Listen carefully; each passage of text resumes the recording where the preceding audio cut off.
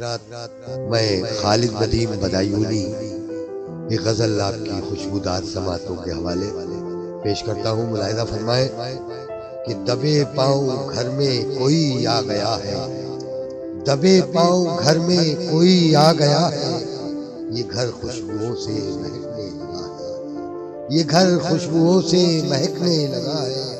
اور سرے بزم اتنی ہماری خطا ہے، سرے بزم اتنی ہماری خطا ہے، اندھیرے کو ہم نے اندھیرا کہا ہے، اندھیرے کو ہم نے اندھیرا کہا ہے، سرے بزم اتنی ہماری خطا ہے.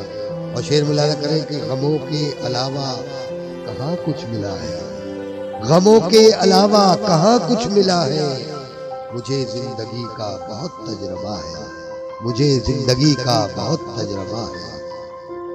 اور دریچے پہ جس نے چراغاں کیا ہے، دریچے پہ جس نے چراغاں کیا ہے، مجھے حسرتوں سے وہی دیکھتا ہے، مجھے حسرتوں سے وہی دیکھتا ہے. اور شب ہجر جس کی کٹی روتے روتے، شب ہجر جس کی کٹی روتے روتے، سحر ہوتے ہوتے وہی سو گیا ہے، سحر ہوتے ہوتے وہی سو گیا ہے.